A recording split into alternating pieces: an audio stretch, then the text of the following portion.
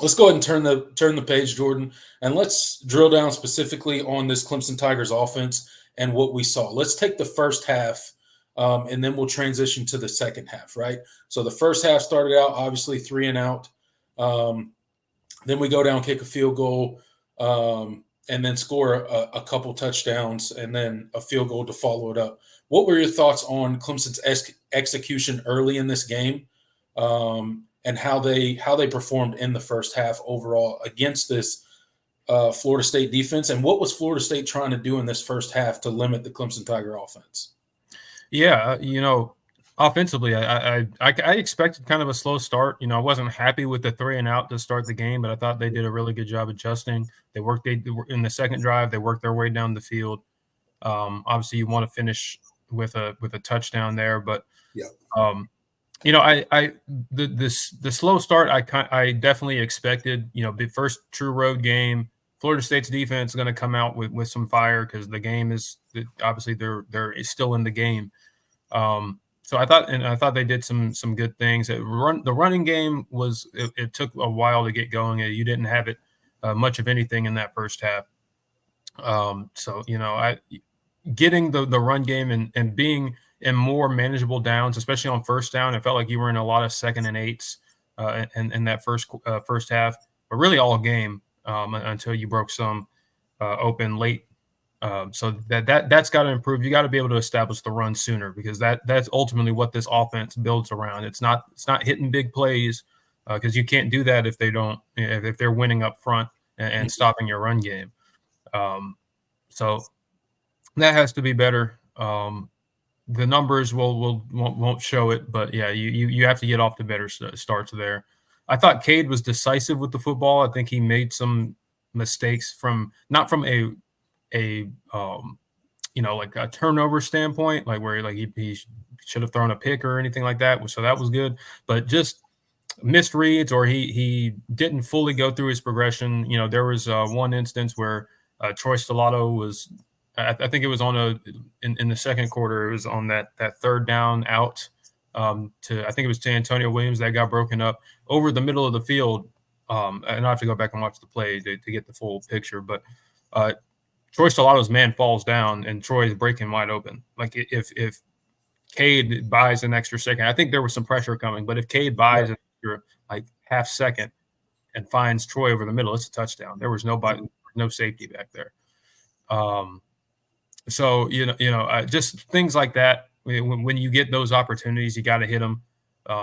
Obviously, the shot plays were few and far between. That's a lot of that was because of how Florida State was playing them. I said in the pregame, they play a lot of quarters. They do not want to give up explosive passing games. The reasons that they have this season have been miscommunications on the back end, or guys or quarterbacks getting outside the pocket and they're being forced to cover for a long time. But otherwise, they're not going to just let you drop back and chuck it deep. And so you didn't really get many opportunities there. The one to Antonio Williams, honestly, it was a ballsy throw by Cade, but great catch by Antonio Williams. I think that second safety was laid over, and great contact balance by Antonio to make that catch, stay on his feet, and the safeties kind of ran into each other, and it kind of freed him up to just waltz into the end zone. So that was cool. But other than that, there wasn't much to speak of in the first half as far as explosive plays. So run game and the offensive line, just you got to win more of your battles up front, getting better, more manageable second downs.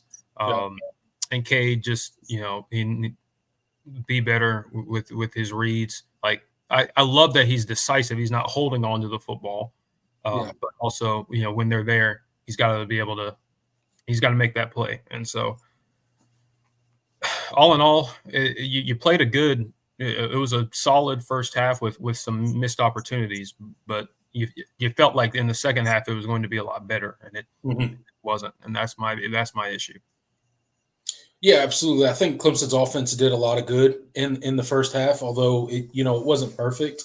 They did do a lot of good. They hit a couple, explosive plays. Got the ball in the end zone, finished some drives there. and you go into halftime and you feel really good, right? It wasn't. It was kind of the first half kind of went how I thought the first half would go, honestly, heading into this game. And we kind of talked about it in the pregame show or the preview on our Wednesday show, the All In show, right?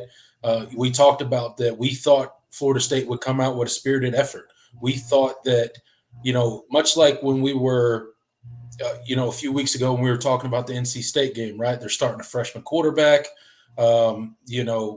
Quarterback goes down, new quarterback in. They kind of rally around him. It kind of a lot of time that sparks a locker room. And I thought that had the possibility to happen with Florida State, and it really did tonight. I mean, Brock Glenn, shout out to him, man. He left it out all on the field. I think he brings a certain dynamic to that offense that they didn't have in DJ. He brings some athleticism there, some ability to escape the pocket, and he definitely sparked that team. You could tell that Florida State was playing with more effort tonight than they had looked like they were playing with in previous weeks, right? And I thought that was going to happen. So in the first half, it pretty much went kind of how I thought it was going to go. We go into halftime, we're up 23-7. You feel pretty good.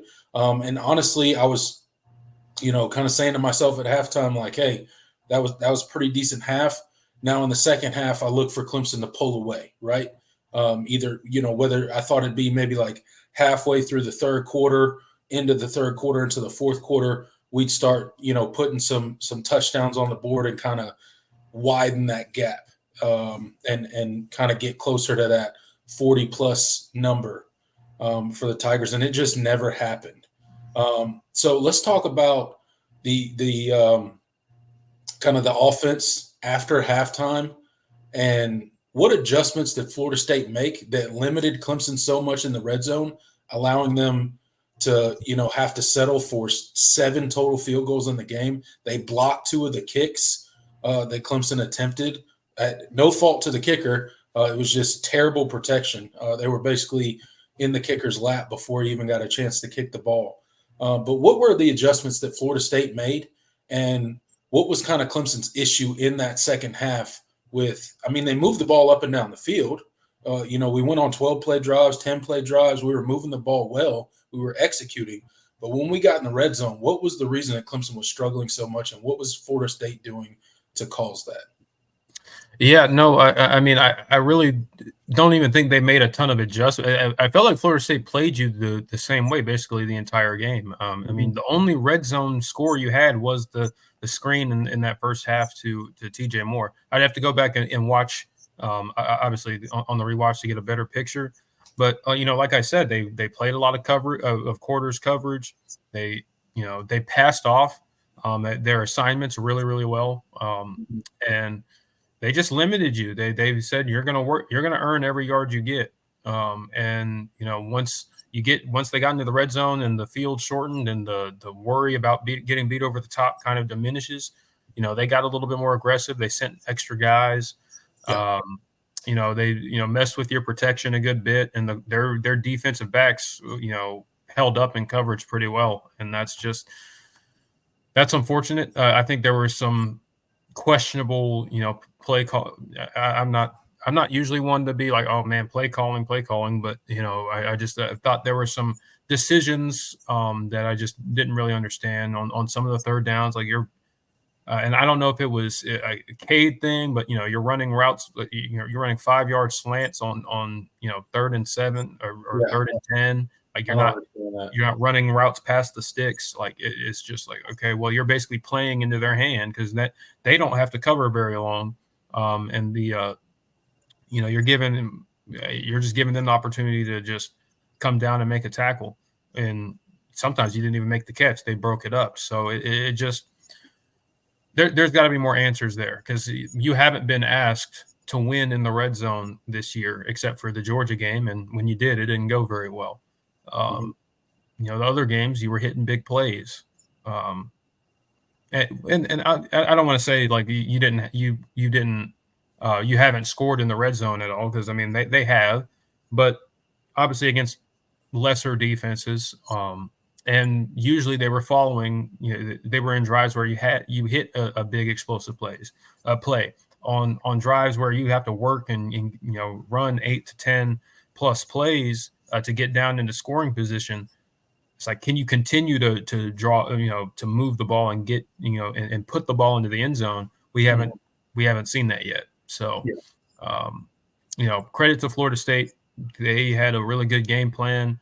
Yeah. They bet on themselves a lot as far as like we think we can hold up on the back end and make them work the ball down the field, because we're not gonna let them bludgeon us like they did to NC State and App State. If they're going to beat us, if they're going to blow us out, it's going to be a slow burn, and that's how they played it. And their offensive game plan kind of fed into that too, because obviously they ran with a very slow pace. It was actually a tick faster than what they had been with DJ, but still they were using a lot of the play clock, trying to shorten the game, shorten possessions and stuff. And you didn't get off the defense didn't always get off the field, but we'll talk about that too. Yeah, absolutely. Look, it wasn't a banner day for the offense at all, right? Red zone offense, we don't need to say it anymore. It was abysmal. It was non-existent. It was terrible. Some of the play calling was not good. The execution was not good. The offense allowed pressure. And just a lot of bad stuff in the red zone, just not converting. Now, what I will say, one of the positives is Cade has clearly learned his lesson from last year to keep the ball out of harm's way. He's far more willing to throw the ball away, run out of bounds, and just get rid of a bad play, right? Instead of trying to force something into coverage in that red zone area and causing a turnover and possibly leaving with no points. So credit Cade in that. That shows a lot of growth in his game. A lot of the frustrations that we had last year was him trying to force plays and do too much when he was down there in the red zone. Although you don't want to settle for 7 field goals in a game, it's far better than having 2 to 3 turnovers down there in the red zone, right? And although we had 2 kicks blocked, that's something that Clemson's obviously got to clean up. And we'll talk about special teams at the end when we're done recapping the offense and the defense. So we'll talk about that a little bit. But the offense overall wasn't a banner day, but they played a pretty well game, right? They showed the ability to move down the field and execute on 8, 9, 10, 12 play drives. They showed it time in and time out. So I think that was pretty well. Cade Klubnik, not a bad night, 19 of 33 for 235 yards and 2 touchdowns, 265 yards rushing as a whole for the team. Phil Maffa had the bulk of that with 25 carries for 154 yards. Cade Klubnik gets it done again on the ground with his legs, 11 for 62 yards. And then as far as receiving, Antonio Williams led the team in receiving with 3 receptions for 84 yards. TJ Moore, 2 receptions for 39. Brian Wesco had 4 receptions for 24. Jake Brenningstool, 3 for 22. And then TJ Moore and Antonio Williams both had touchdown passes. So 235 yards passing, 265 yards rushing, 500 yards of total offense for this Clemson Tigers offense. Again, the scoreboard didn't really match that, but we moved the ball well tonight. Just got to execute a little bit better in the red zone and clean up some of that stuff. But you much rather go on the road, cover the spread, win against Florida State 29-13 in Tallahassee, and not play nearly up to the standard that we feel like this team can operate on game in and game out and come away with a win like we did, versus last year's team. We would have found a way to lose this game, and we did. Remember the Florida State game last year? I know we don't like to talk about it, but we dominated that game, and we led that game the entire game until overtime when we lost the game, right? So shout out to this team for the growth. It wasn't, like I said, wasn't a banner day for the offense, but they executed They put enough scores on the board. Shout out to Nolan Hoosier for kicking all those field goals for us. And yeah, I mean, that's kind of my thoughts on the offense for the day.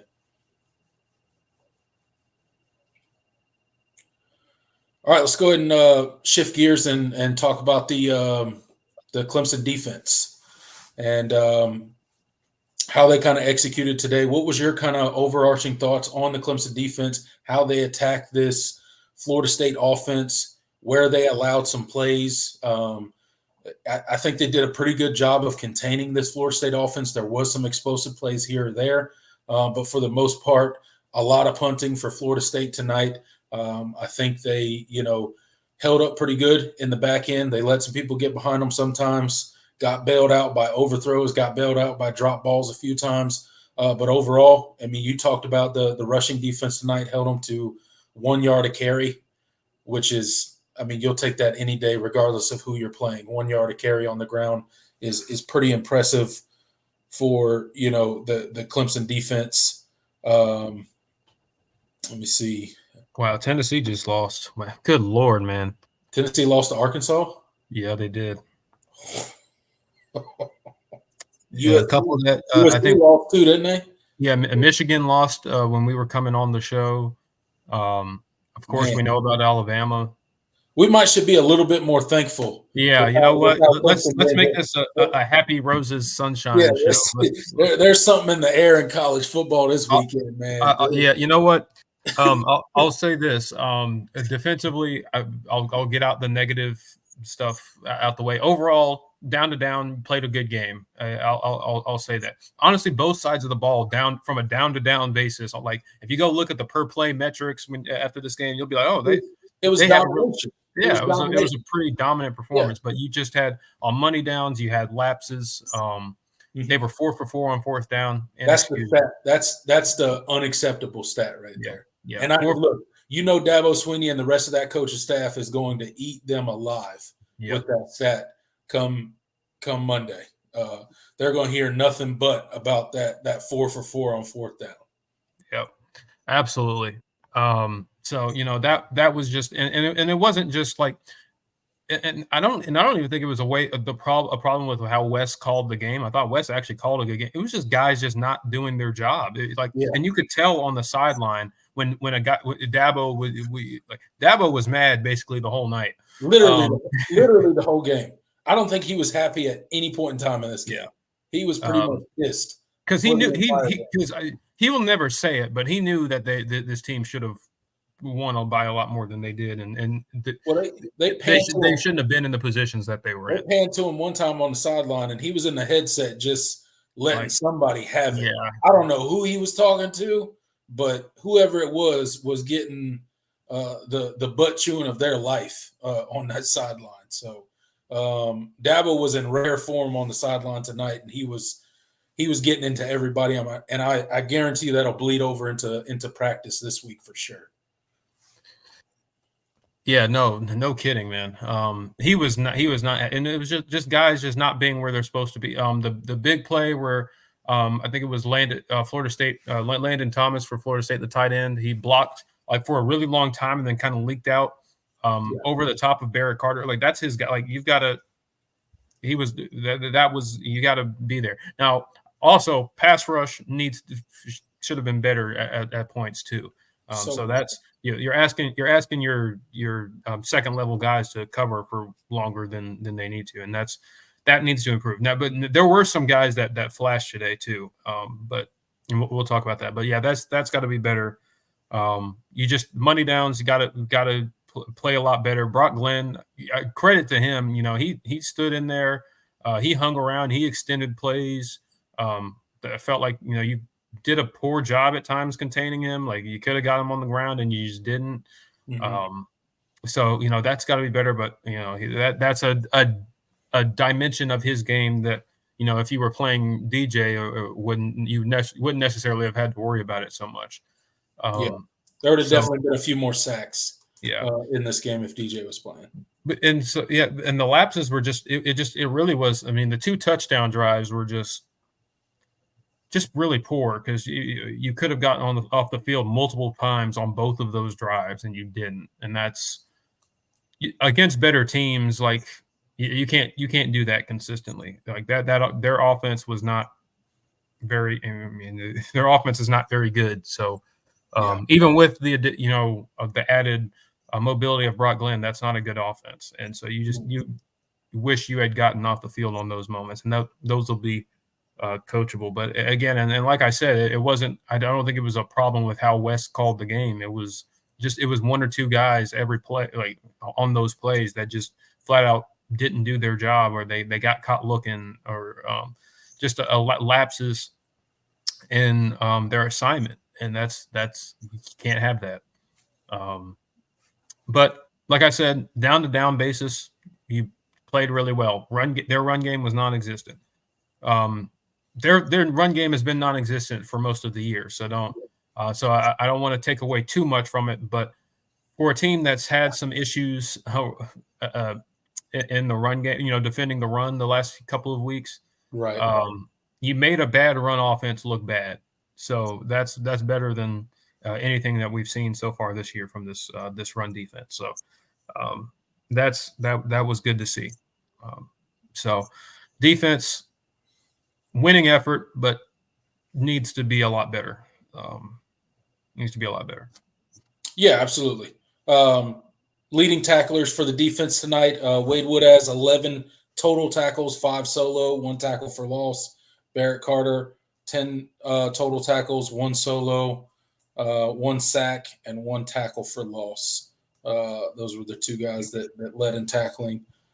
So shout out to the linebacker core for getting it done. Jordan, what were the highlights of the defense that you saw tonight? What did they do well on the field? I know you mentioned the stifling Florida State's non-existent running game, but that's something that the Tigers have struggled with. Particularly, I thought that Florida State would attack us out on the edge, trying to run the ball out there. But there were no semblance of that tonight. We kind of buttoned that up. What else did you see from the Clemson Tigers defense that made you feel good about this effort tonight? Yeah, Avion Terrell still really good on the back end.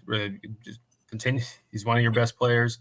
I thought Khalil Barnes. I think he had 1 or 2 bad plays, but I thought he had a better game than he's had in a while. So glad to see him kind of putting it together on the back end.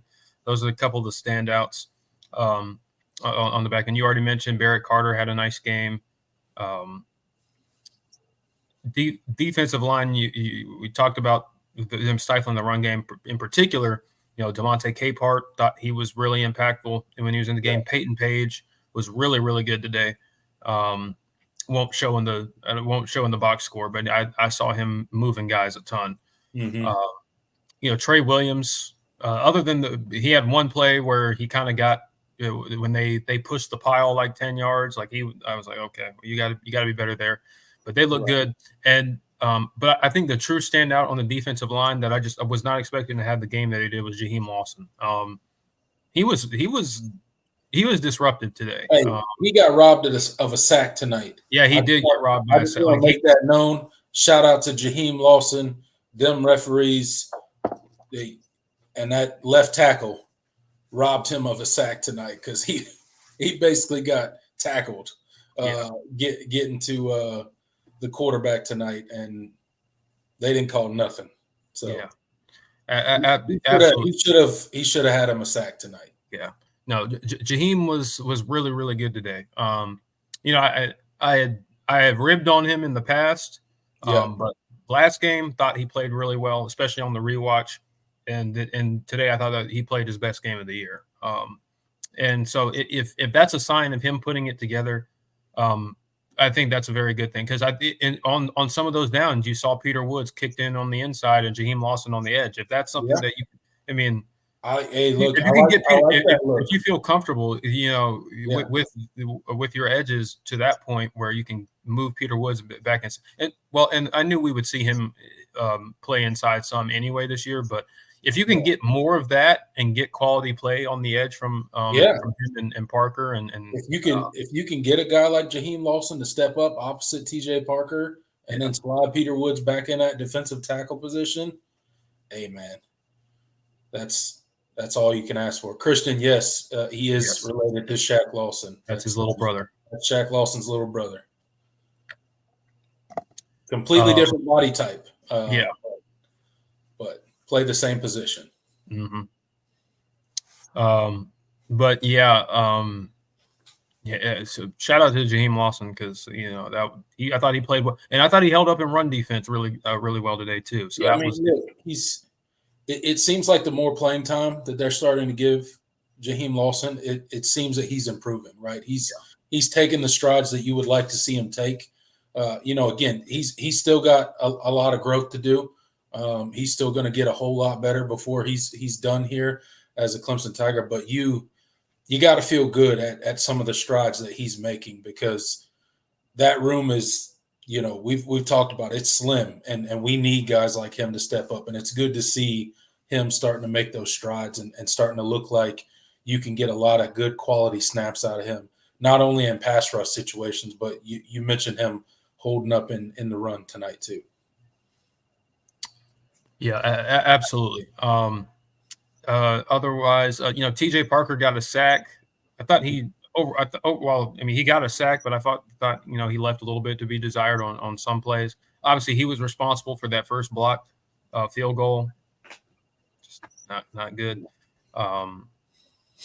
Just leaving a guy unblocked. He's got to be better there.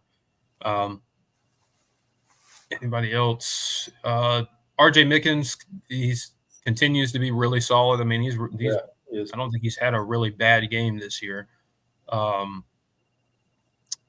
Just he's good, man.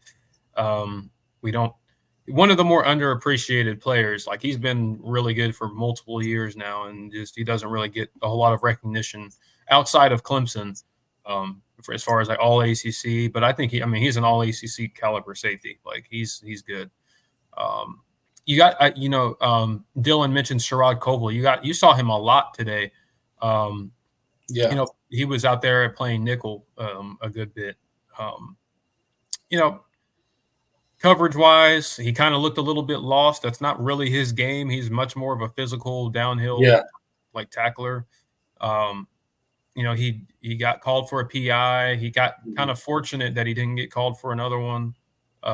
When the receiver just kind of they leaked him up the sideline, and he had a step, but it hit the dude in the chest, like he just kind of dropped it. But Sherrod never really got his head around. So like, that's got to be better.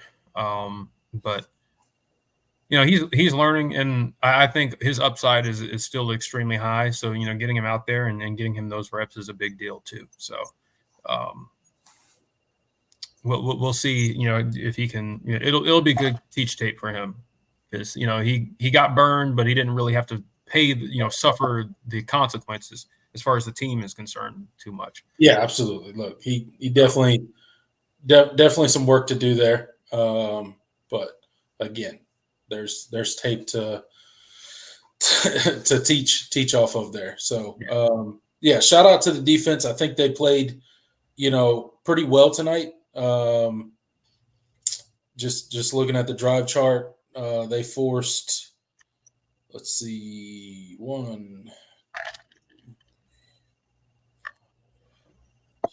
7 punts tonight. So that's pretty good. Pretty good day. It's just the two touchdown drives. You really got just really bad. Yeah, 15 plays, 74-yard touchdown drive, 8 plays, 75-yard touchdown drive. You just can't let that offense do that against you. But, you force 7 punts. You got an interception. Avion Terrell comes up with that interception. Yep. So that's another, kind of turnover type play. And then to end the game, I thought that last drive, there's some stuff that bothered me on that last drive for the defense. And we've seen it a couple times this season, where there's just some I don't know what else to call it other than some laziness towards the end of games.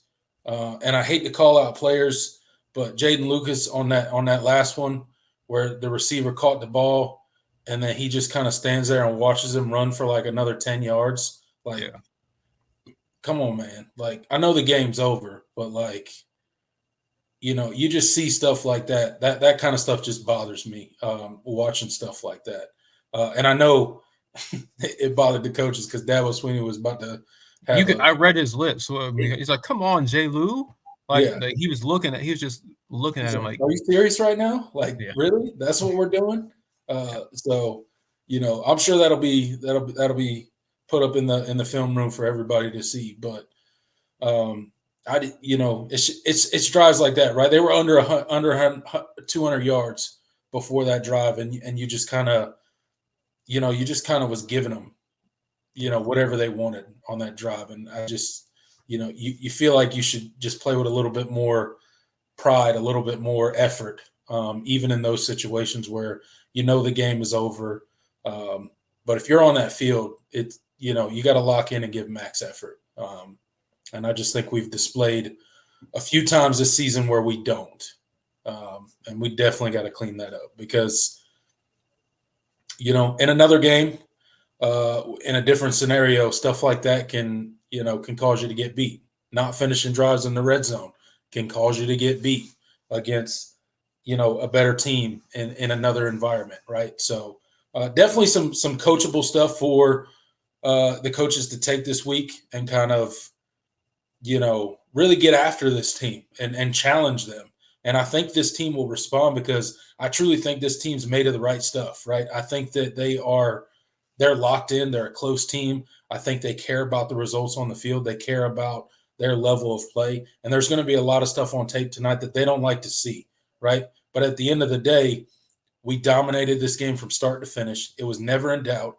We get away with a 29-13 victory in Tallahassee. So it's all good. It's much better to learn lessons and make mistakes and coach from that standpoint than it is, you going into Tallahassee and dropping a game that you got no business losing, like a couple other teams around the country did tonight. So shout out to the Tigers for keeping their head up. It wasn't a banner game. It wasn't the greatest game, but you got out of there with a fairly comfortable victory. You dominated the entire game. You put up 500 yards of total offense. You come away with a turnover. You don't turn the ball over at all. So you won the turnover margin for the second time this season. You didn't turn the ball over at all. So I think it was a pretty good game for the Tigers overall. Now we got to talk about special teams before we kind of put a ball in this game and turn it over to the comment section, Jordan. What's up with this field goal stuff, man? I know the announcers were talking during the game that Florida State had voiced that they saw some stuff on tape that they felt like they could exploit, and clearly they were right. So what from your perspective, what was happening on those two block kicks, and why were they able to exploit that? Yeah, I mean, they really just had an extra blocker for you. Not an extra blocker, but an extra guy. They kind of loaded that side, but not like with a bunch of it. It was just one extra guy, and they basically went unblocked.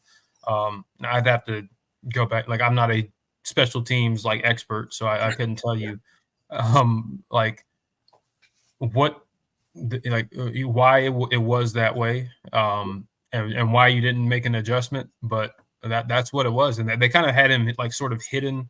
It was kind of like you wouldn't really be able to see him. They kind of snuck him around the back of the outermost rusher, and he just kind of snuck around the edge and both times and blocked. And why specifically it was on the left side.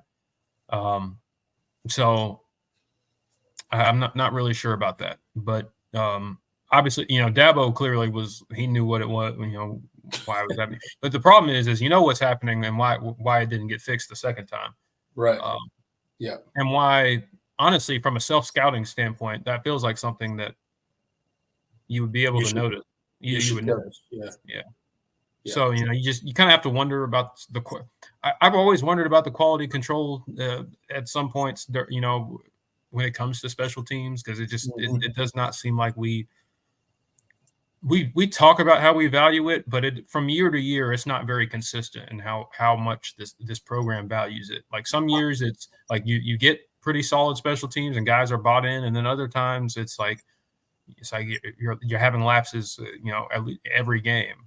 Yeah, I've always been of the opinion that Clemson needs to hire a special teams coordinator that only does special teams, right? And I know at times Clemson has split the duties with different coaches, and that's changed throughout the years, and they've messed around with different combinations of that. But honestly, like with how robust the staffs have gotten now, like I don't think there's any reason where you don't have a special teams coordinator where that is just their job to make you better on special teams, to exploit other teams' weaknesses on special teams, because it's a big part of the game. The thing is we hired a guy this year.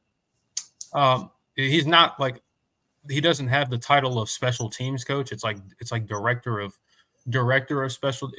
It's some weird title. I'm blanking his name, but he's not an on-field coach. He's an analyst, but he's like the true like overseer of special teams. Like, yeah, Mike Reed has the title, but he, from a quality control standpoint and making sure like everybody's doing what they're supposed to do, like it's that analyst job. And someone in the comments will probably know who I'm talking about. But he was just. I just like to see us have an on-the-field coach where a guy like Mike Reed doesn't have to do that, right? Mike Reed should be focused on the DBs, right? He shouldn't have to. It's just my opinion, right? Dabo can run his staff however he wants. Clearly, he knows what he's doing, but it's just I've always been of the opinion that we need to hire an on-the-field coach that is the special teams guy and not make our coordinators or our other position coaches kind of split duties and do that. Because at the end of the day, it just, your main focus is your position group, right? Like, so Mike Reed, he's hyper-focused on those DBs, right? And it just seems like sometimes special teams at Clemson is kind of an afterthought. And I think, in my opinion, the reason that it looks that way sometimes is because you have coaches that are splitting duties and doing special teams, when I think the staff's robust enough that you could find a position for an on-the-field special teams coach to kind of be that coordinator. Will Gilchrist, that's his name. Thank you, guys. Okay. It was killing me. I knew the title was director of special teams, so I could not think of his name. Yeah, Will Gilchrist. Like, that's his job. He's not an on-field coach, so like during practice, but it's his job during practice to make sure that guys are doing what they're supposed to do. Because Mike Reed is working with the corners. So like, what are we doing? What are we doing here? I don't know. We need to figure it out. Come on, Will Gilchrist. I don't know you, but let's get it together. Yeah, we got he played quarterback at Memphis, I think. Whatever Florida State saw, other people are going to see. So we got to clean that up. Yeah, because one of these field goals is going to be, to go ahead or for a game winner or something eventually, right? And you can't have that weakness for another team to exploit. People in the chat talking about Miami's down. I saw it was tied. I mean, the game is still going on, but oh yeah, they are 21-10. Sheesh, man. Yeah, we might. Yeah, okay. What is going on in college football right now? All right. Yep. That's enough negative. Yeah, absolutely. We've hit on everything we wanted to hit on. Yeah, for sure. But good win. You covered. On a positive note, it's a great win for the Clemson Tigers. Yes, is there stuff to clean up? Yes, is there stuff they can do better? That's a part of football. That's every single game. But the Tigers going to Tallahassee, they get a 29-13 victory. Amazing win on the road. It was never in doubt. They dominated the entire game. Jordan hit on it earlier, play by play on offense and defense. We just kind of dominated and imposed our will on the Florida State Seminoles. And shout out to the Tigers for that. They stayed focused and they got the job done tonight. And I'm saying, like, I truly am, before we move on to the comment section, I truly am impressed with Cade Klubnik. He's just a completely different quarterback this year. Yeah. He would have had 2+ turnovers last year in this game, trying to force the ball trying to make plays that aren't there, specifically in those red zone situations I was referring to earlier. And it's just so refreshing to see him kind of manage the game in a much more mature and understand the situations that he's in. It just seems like his football IQ is through the roof this year, and he truly understands the offense. He truly understands the situations he's in, and understands that, hey, it's okay to go kick a field goal, right? Like at the end of the day, that's acceptable, right? Yeah. So, and it's much better than a turnover. So, I just wanted to give a shout out to him because this offense is going to go as Cade goes. That's always the case in college football when it comes to your quarterback, and I think he's just made some pretty impressive jumps this year, and shown that he's still that guy that we thought he was, right? And he's going to continue to get better, I think. Exactly, and he drove a lot of your offensive success, especially in the first half, like Yeah, because you weren't really getting anything in the traditional run game. right. He with his legs, and it wasn't just design stuff. Although he was like that little zone read that he ran, where he completely made a dude like we did not see that last year. Like him as a Yeah, designed runner, like and just his not only how fast he is, but just how um fluid a lot of that part of his game is jump. Like yeah. he's just processing things a lot differently. And when he's running the ball, um, he's making cuts, he's doing all sorts of things. He looks like a running back out there sometimes. He So scared me a little bit today with that. yeah, I was like, when he "Oh took that hit, Lord!" yeah. Yeah, I was still at the softball field. I'm like walking, like I'm like loading all the stuff in my car so we can leave, and I'm like watching on my phone at the same time.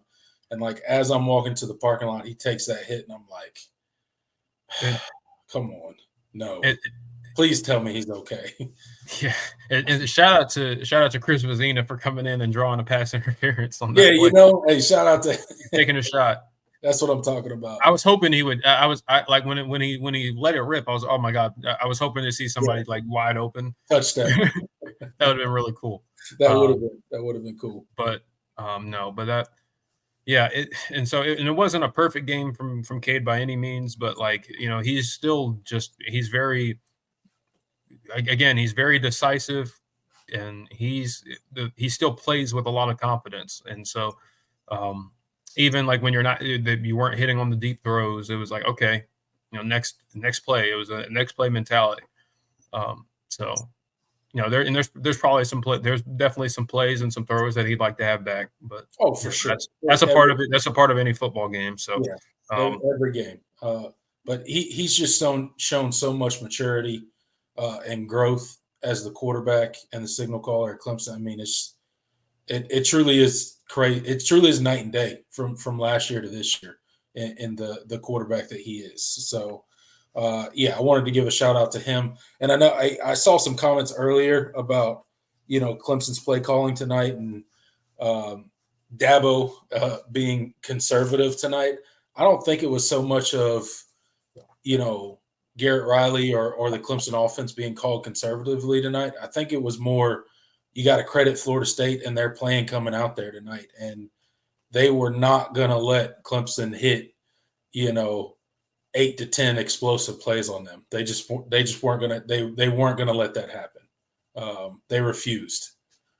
So you had to go a little bit more methodical drives down the field. You couldn't hit those huge chunk 50, 60-yard bombs that Cade had been throwing, 75-yard touchdown pass, 55-yard touchdown run. Those weren't in abundance tonight. So I think it was more credit to how Florida State came out and executed their game plan to prevent those kind of explosive plays from happening. Yeah, absolutely.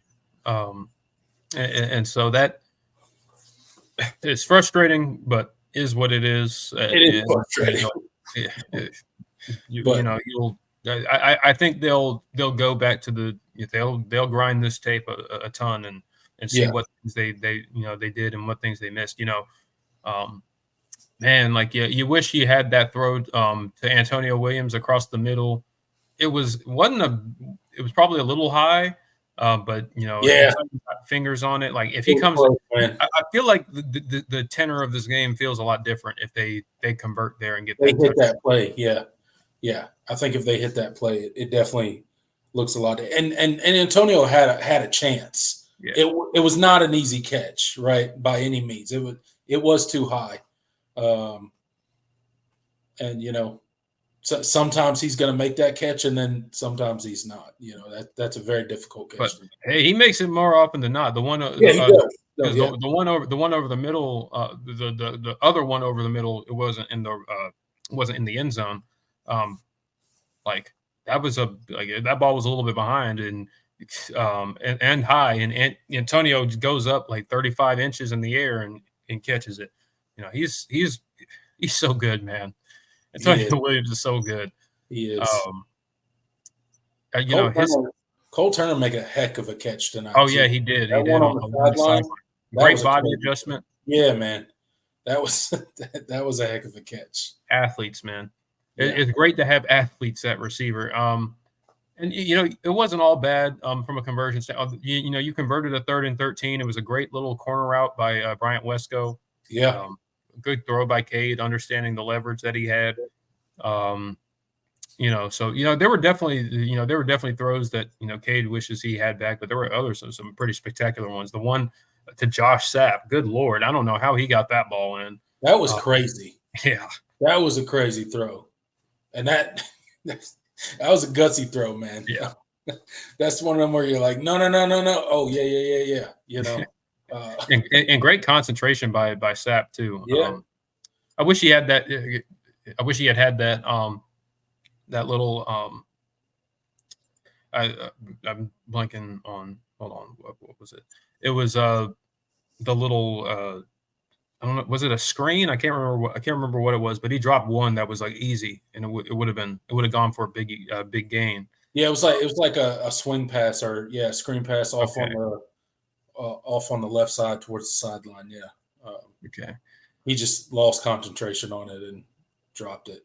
Brenningstool dropped one of those too tonight. Yeah, he did. Kind of hit him right in the hands, and he would have had a little room to run. But sometimes sometimes you're too wide open, and you forget you got to get the ball before you try to turn upfield and get north and south. Yep.